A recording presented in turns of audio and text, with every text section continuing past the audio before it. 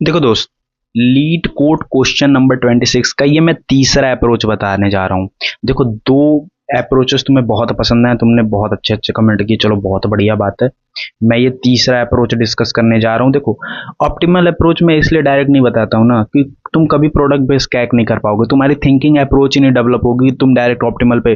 देखो, मेरे को 700 800 900 1000 क्वेश्चन लीड कोड क्वेश्चन के एक्सपीरियंस है, लेकिन आज भी मैं डायरेक्टली ऑप्टिमल सॉल्यूशन नहीं सोच पाता हूँ। समझो, ब्रूट फोर्स सोचना बहुत जरूरी है। मैंने इसमें पहले ब्रूट फोर्स में क्या बताया था कि हम एक यूनिक पोर्शन डिफाइन करते थे और इसमें सर्च करते थे, जो यूनिक एलिमेंट्स होते थे उसको यूनिक पोर्शन में डालते जाते थे, ये था। और फिर एट लास्ट में हमारा जो यूनिक पोर्शन आता था उसको रिटर्न कर देते थे। ठीक है, चलो ये तुम पार्ट 1 में देख लेना, बहुत अच्छे से समझाया। अब देखो, दूसरे अप्रोच में दूसरा भी ब्रूट फोर्स ही मान के चलेंगे, क्योंकि ये भी तुम्हारा टाइम कॉम्प्लेक्सिटी बिको ऑफ एन स्क्वायर ही ले रहा है। इसमें भी दो नेस्टेड लूप्स यूज हो रहे हैं। देखो, जैसे मैंने ये सॉल्यूशन बताया था, फॉर लूप एक बाहर का यूज हो रहा है, फॉर लूप एक अंदर का यूज हो रहा है। अंदर क्या कर रहा है, लेफ्ट शिफ्ट करा रहा है, और बाहर का क्या कर रहा है, ट्रैवर्स कर रहा है हमारा सर्च एरिया। के को हम सर्च एरिया डिफाइन कर रहे थे और क्या कर रहे थे, एक एक लेफ्ट से अगर डुप्लीकेट मिला था एडजेसेंट चेक कर रहे थे, डुप्लीकेट मिला था तो लेफ्ट शिफ्ट करते जा रहे थे। बहुत अच्छे से समझाया। अब देखो, अब हम तीसरे अप्रोच पे जाते हैं ना। हम इसमें क्या करेंगे, हम थोड़ा सा थिंकिंग डेवलप करेंगे, इसमें हैश सेट का यूज करेंगे। हैश सेट दिमाग में क्यों आया, सपोज करो हम सेम वही एरे ले लेते हैं। क्या था हमारा, 4 4 2 2 7 7 9, सेम वही ले लेते हैं। तो यार मैं क्या एक एलिमेंट को पकड़ रहा हूँ, फिर पूरा ट्रैवर्स कर रहा हूँ, चेक कर रहा हूँ डुप्लीकेट है कि नहीं, शिफ्ट कर रहा हूँ, मतलब बहुत ज्यादा उसमें ऑपरेशंस परफॉर्म हो रही हैं। मैं क्यों ना करूँ कि एक ही बार इसको ट्रैवर्स करूँ और पता लगा लूँ कि हमारे यूनिक एलिमेंट क्या है, 4 2 7 9। देखो, एक ही बार एरे ट्रैवर्स करूँ और यूनिक एलिमेंट मैं पता लगा लूँ, इसकी वैल्यू भी पता लगा लूँ, कितने काउंट्स हैं, 1 2 3, के इज इक्वल टू 4 काउंट्स हैं। तो मैं क्या करूंगा कि स्टार्टिंग के 4 काउंट्स जो ओरिजिनल एरे है ना, ये ओरिजिनल एरे है, स्टार्टिंग के 4 काउंट्स 1 2 3 4, बल्कि इंडेक्सिंग 0 से होती है, तो इसमें हम कुछ कर देंगे कि k-1 तक चलाएंगे, 0 से k को 0 से स्टार्ट करके। वो दैट्स अनदर मैटर, वो कोड में करने वाली चीज है, मैं अप्रोच समझा रहा हूँ। और क्या करूंगा, इससे इसको रिप्लेस कर दूंगा। तो होगा कि हमारे पास रिजल्टेंट एरे क्या मिलेगा, हमको रिजल्टेंट एरे ये मिलेगा कि स्टार्टिंग की जो 4 पोजीशन है इसको इससे इंटरचेंज कर देंगे, 4 2 7 9, 4 2 7 9। हमको स्टार्टिंग के यूनिक एलिमेंट्स मिल जाएंगे और इसको कुछ नहीं करेंगे, इसको एज इट इज रहने देंगे, 7 7 9। तो हमारे पास ये रिजल्टेंट एरे मिल जाएगा, स्टार्टिंग के 4 यूनिक एलिमेंट्स भी मिल जाएंगे। हमको क्या number of unique element return करने होते थे, k इज इक्वल टू 4, ये भी मिल जाएगा। और एरे में भी मॉडिफिकेशन हो जाएंगी कि स्टार्टिंग में सारे यूनिक एलिमेंट्स रिलेटिव ऑर्डर में प्लेस हो जाएंगे। समझो मैं क्या बोल रहा हूँ। अब देखो, इसको हम कोड में कैसे करेंगे, कौन सा ऐसा हमारा डेटा स्ट्रक्चर होता है जो पूरा ट्रैवर्स करने के बाद सबसे कम टाइम में यूनिक एलिमेंट लाके। तुमने हैश सेट नाम का सुना होगा ना, कि वो केवल अपने अंदर एक यूनिक एलिमेंट ही स्टोर करता है। डुप्लीकेट, तुम हैश सेट में डुप्लीकेट एलिमेंट स्टोर कराओगे ना, वो ऑटोमेटिकली स्टोर ही नहीं करेगा। तुम हैश सेट पढ़ के आना भाई दोस्त, वरना मेरी ही प्लेलिस्ट में पड़ी होगी, कहीं देख लेना, बहुत अच्छे से समझाता हूँ भाई। अब देखो, इसको कोड में कैसे करेंगे देखना।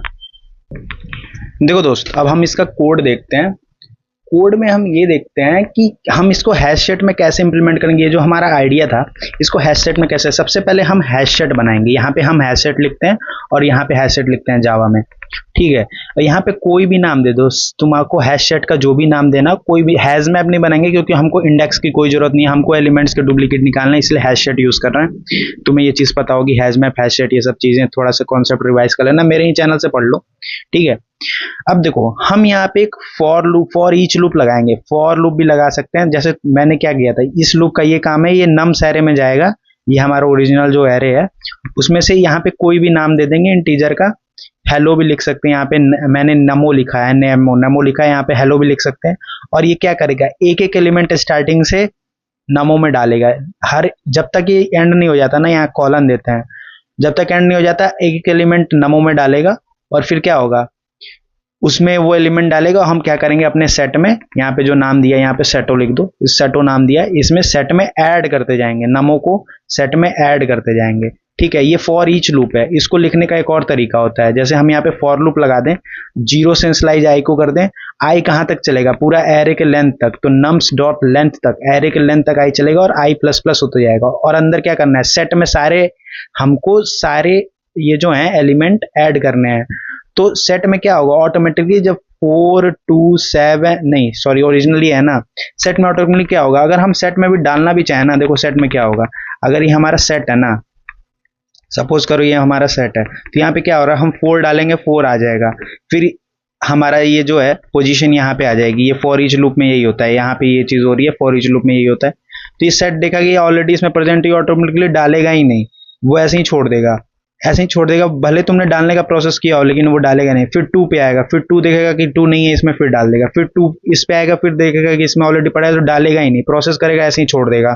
फिर 7 डाल देगा, फिर 7 ये पड़ा हुआ ऑलरेडी, तो फिर भी इसको सेट के अंदर नहीं डालेगा, फिर ये 9 डाल देगा। तो ये हमारे पास इससे सेट डॉट ऐड से सारे नम्स के आई मतलब आई एरे लेंथ तक चलेगा, सारे एलिमेंट ये करके डाल देंगे, तो सेट ऑटोमेटिकली एक यूनिक कॉन्जिक्यूटिव एलिमेंट्स को स्टोर कर लेगा अपने अंदर, यूनिक कॉन्जिक्यूटिव एलिमेंट को।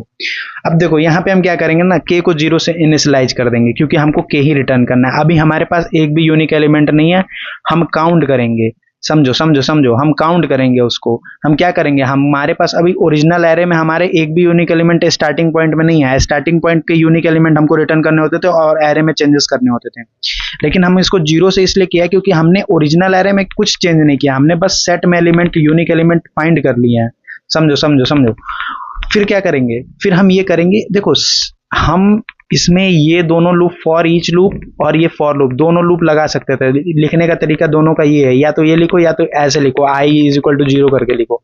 लेकिन सेट जो होता है ना, सेट ऐसी चीज है ना दोस्त, इसमें इंडेक्सिंग नहीं होता है, सेट में कोई इंडेक्सिंग नहीं होती है। जैसे ये नहीं है कि ये 0 इंडेक्स पे सेट में एलिमेंट है, जैसे ये मैंने सेट बनाया है ना, तो ऐसा उसमें कुछ नहीं होता है, ये 0 इंडेक्स है, ये 1 इंडेक्स है, 2 इंडेक्स है, 3 इंडेक्स है।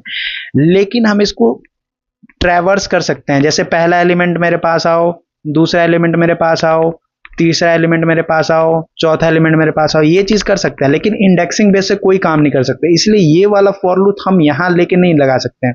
अब तुमको बहुत माने ये वाला फॉर लूप लगाने का, तो इसका एक तरीका मैं बता देता हूं। इसका क्या होता है कि हम सेट में जितने एलिमेंट है उसको काउंट करते हैं, एक इंटीजर में स्टोर कर लेंगे, उसका एक वो होता है लॉजिक होता है लिखने का, वो लेंथी हो जाएगा, इजी नहीं पड़ेगा, इसलिए मैंने नहीं लिखा। समझाने के लिए तुम कमेंट करना तो मैं बता दूंगा, ठीक है।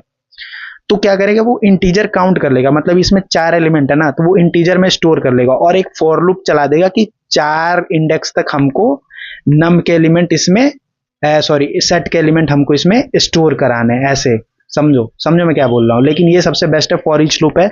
इसमें नेम में सेट का पहला एलिमेंट आएगा, सेट का पहला एलिमेंट आएगा और फिर नेम नमो है, सॉरी ये नमो, सेट का पहला एलिमेंट नमो में आ गया और हम क्या कर रहे हैं, ओरिजिनल एरे के 0 पोजीशन पे, मतलब फर्स्ट पोजीशन पे सेट का पहला एलिमेंट जो कि यूनिक है उसको स्टोर करा दे रहे हैं।